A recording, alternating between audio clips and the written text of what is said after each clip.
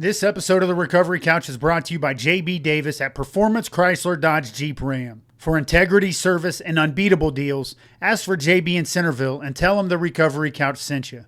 What's up, guys? Welcome back to the Recovery Couch. I'm your host, Brandon, and you're listening to episode 5 of our Understanding CBT series. Today, we're digging into something that plays a massive role in how we experience life, whether we realize it or not.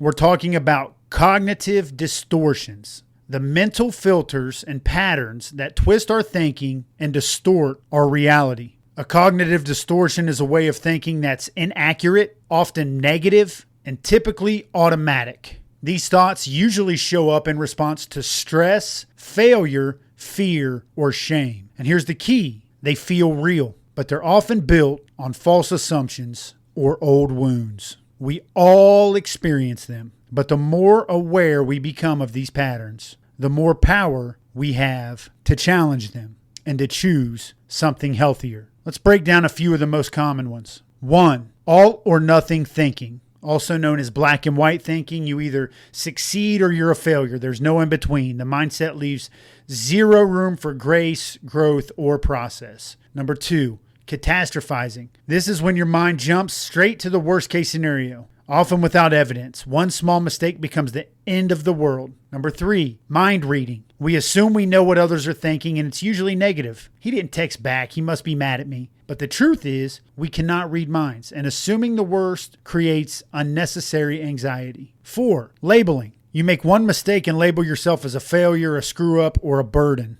Instead of saying, I made a mistake, you say, I am the mistake. Number 5, should statements. I should be over this by now. I shouldn't feel this way. I shouldn't have relapsed. These thoughts pile on guilt and shame, and they usually come from unrealistic expectations. Cognitive distortions aren't just bad habits. They're often survival responses that once helped us feel safe or in control. But in recovery and growth, those patterns can keep us stuck. CBT teaches us not to believe everything we think. It invites us to pause, observe our thoughts, and ask, is this thought actually true? Is this thought actually helpful? Or is there another way for me to look at this? When we slow down and challenge these distortions, we open the door to better emotional responses and healthier actions. The Bible says in Romans chapter 12, verse 2, be transformed by the renewing of your mind. That renewal doesn't happen by accident. It starts by recognizing the lies we've been living with and replacing them with the truth. This is the Recovery Couch, and I'm Brandon Couch. Thanks for joining me for episode 5 of Understanding CBT. In our next episode, we'll explore how to challenge and reframe negative thoughts using specific tools to shift your mindset and renew your perspective. Until then, keep paying attention to the thoughts you think. They may not all be true, and they don't all deserve to stay. This episode of the Recovery Couch is brought to you by Greg Swartz at Remax Victory and Affiliates.